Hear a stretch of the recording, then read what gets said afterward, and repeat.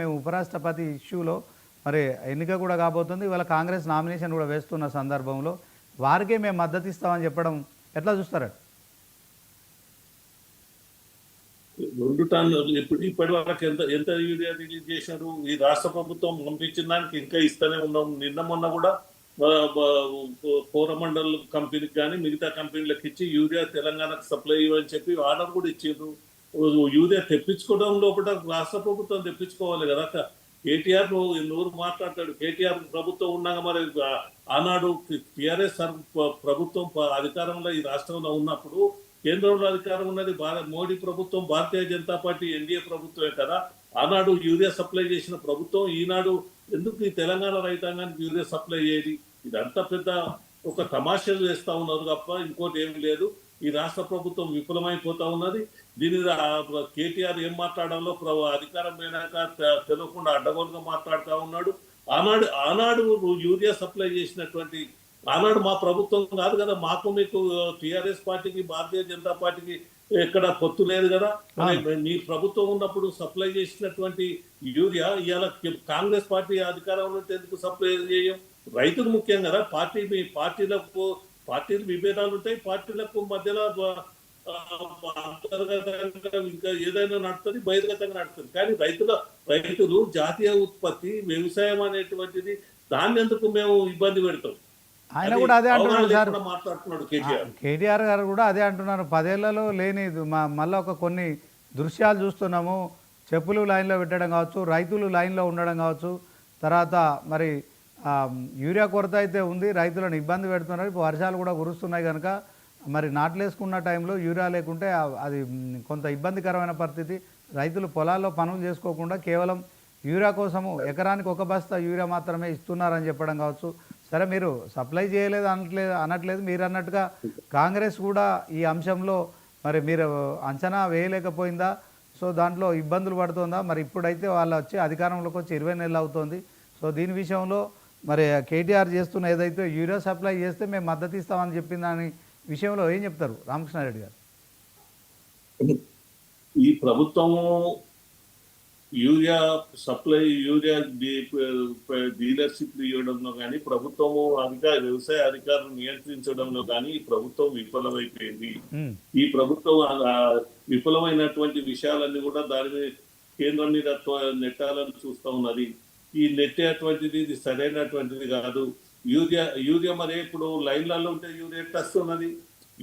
Urea కొరత ఉంటే రైతులు పోయి క్యూలు కట్టడానికి కారణం ఏంటిది? అసలు క్యూ ఎందుకు కట్టవలసి వస్తా ఉన్నది? ఈ ప్రభుత్వంకు ఎక్కడ గతం కోఆపరేటివ్ సొసైటీ ద్వారా యూరియా పంచే రైతులకు ఎంత అవసరం ఉన్నదో ఇలా కోఆపరేటివ్ సొసైటీల ద్వారా ఎందుకు వెళ్ళలేదు? ఫర్టిలైజర్ షాపు దుకాణాలకు ఎందుకు యూరియా సప్లై చేసిండ్రు? ఇలా లైన్ క్యూలో కడితే మళ్ళీ యూరియా రైతులకు ఎందుకు దొరుకుతుంది? రైతులను కష్టపెట్టడం తప్ప ఈ ప్రభుత్వానికి వేరే లేదు. ఓకే, అంటే మొత్తానికి ఒక కృత్రిమ కొరత కాంగ్రెసే సృష్టిస్తుంది అంటారా? బ్లాక్ మార్కెట్కు తరలిస్తుందా యూరియా కృత్రిమైనటువంటి కొరత ఈ రాష్ట్ర ప్రభుత్వం సృష్టిస్తా ఉన్నది. ఇప్పుడు ఒకటి అనుకుందాం శ్రీనివాస్ గారు, యూరియా లేదు. యూరియా లేకపోతే మన క్యూలో ఉంటే రైతులకు యూరియా ఎట్లా ఇస్తా ఉన్నారు? నో స్టాక్ బోర్డు పెట్టాలి. యూరియా లేదన్నప్పుడు నో స్టాక్ బోర్డు కేంద్రం నుంచి రావట్లేదు అని చెప్పి క్లియర్గా చెప్పాలి. కానీ రైతులను ఇబ్బంది పెడుతున్నారు, రైతులు ఇబ్బంది పడుతున్నారు. అదంటే వాస్తవం అంటారు.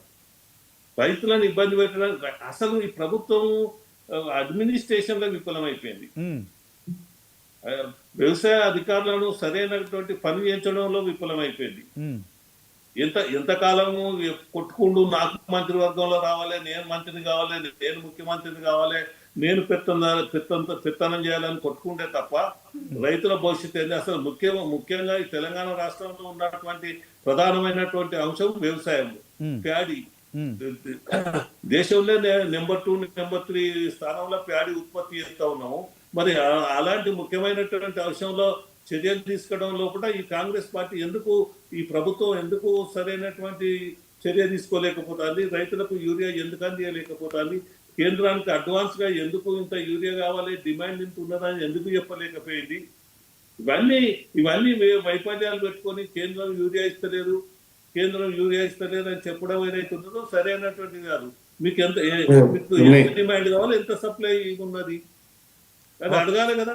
Okay okay okay Ramakrishna Reddy గారు, ఇంకో అంశము ఇప్పుడు ఉపరాష్ట్రపతికి సంబంధించిన అంశంలో ఓవరాల్గా మరి ఇండియా కూటమి వర్సెస్ ఎన్డీఏ కూటమి మధ్య అయితే ఇద్దరు అభ్యర్థులు పోటీ చేస్తున్నారు. అలాగే తెలంగాణ నుంచి ఒక తెలుగు వ్యక్తి సుదర్శన్ రెడ్డి గారు, జస్టిస్ సుదర్శన్ రెడ్డి గారు పోటీ కూడా చేస్తున్నారు. సో దాంట్లో మరి తెలుగు వాడికి మద్దతు ఇవ్వాలని చెప్పి తెలంగాణ సీఎం రేవంత్ రెడ్డి మరి ఈవెందో అందరినీ కూడా తెలుగు వాళ్ళందరూ, తెలుగు రాష్ట్రాలకు సంబంధించిన వాళ్ళందరూ కూడా మరి పార్టీలకు అతీతంగా మద్దతు ఇవ్వాలని చెప్తున్నారు. ఎందుకంటే గతంలో పివి నరసింహారావుకు ఎలా ప్రధాని కావడంలో తెలుగువారుగా ఎలాంటి స్ఫూర్తిని అయితే ప్రదర్శించామో ఇప్పుడు కూడా అలాగే చేయాలి అని చెప్పి పిలుపునియడం కావచ్చు.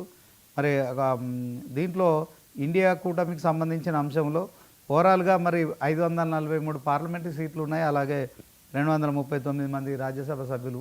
సో ఓటింగు ఓవరాల్గా 782 మంది. అంటే దీంట్లో ఎన్డీఏ కూటమికి స్పష్టమైన మెజారిటీ ఉంది. సో దీంట్లో మరి ఉపరాష్ట్రపతిని కాంగ్రెస్ అంటే ఇండియా కూటమి ప్రతిపాదించడంలో వాళ్ళ వ్యూహం ఏంటి, దీనికి సంబంధించి ఏం చెప్తారు? ముఖ్యమంత్రి రేవంత్ రెడ్డి గారు ఒకటి చెప్తున్నారు, తెలుగు వాడైనా హిందీ వాడైనా మాది భారతీయ జనతా పార్టీ జాతీయ పార్టీ. దానికి అనేక పార్టీలు ఉంటాయి, పార్టీలకు అభిప్రాయం ఉంటుంది. గతంలో పివి నరసింహారావు కూడా నంద్యాల పోటీ చేసినప్పుడు ఒక తెలుగుదేశం పార్టీ పోటీ పెట్టలేదు, కానీ ఆనాడు మేము బంగారు లక్ష్మణ్ గారిని అక్కడ పోటీ పెట్టించినాం. మేము యూనియన్ మాస్టర్ పివి నరసింహారావు గారు కాదే, ఆయనకు అది తెలియకుండా మాట్లాడినట్టున్నాడు. కానీ ఏ పార్టీకి ఆ పార్టీ ఉన్నది మాకు స్పష్టమైనటువంటి, మీరు చెప్పినట్టు మాకు క్లియర్ గా పార్లమెంట్ లో కానీ రాజ్యసభలో కానీ క్లియర్ గా